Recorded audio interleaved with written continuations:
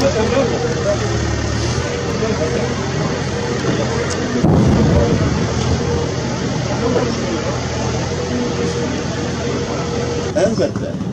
vatandaş olarak önce aslında Amerika ile savaşmamızın sebep içimizdeki pisliklerden. Fiilen içeride değil ama vekaletleri, vekilleri burada. Vekilleri burada. Dinlemek istediğimiz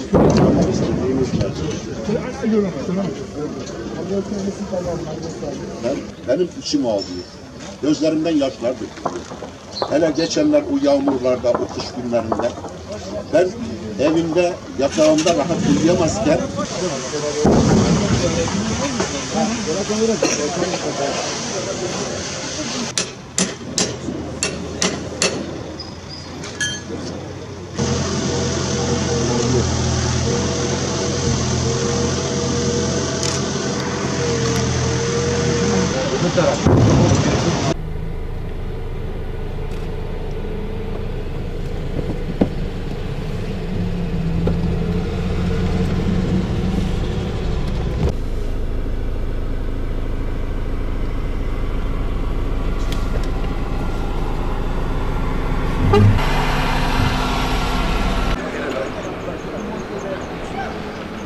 bakar mısınız yeğenim?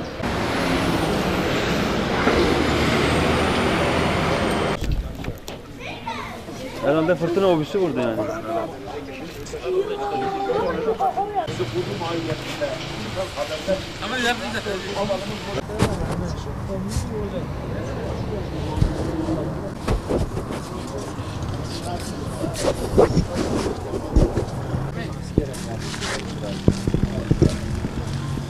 Çocuk çok güzel fotoğraf.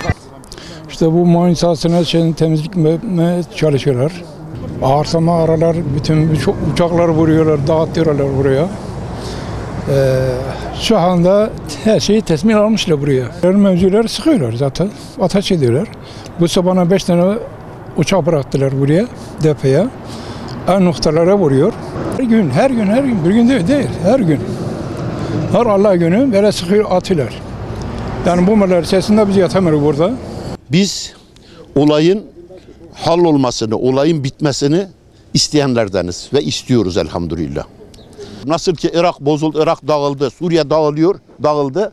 Onlar içlerinden Amerika'yı falan, yani ecnebileri diyebilirim, çağırdılar içlerine.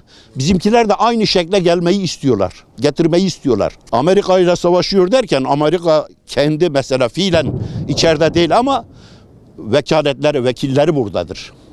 Vekilleri buradadır. Onu biliyoruz. Büyük Damra. Biz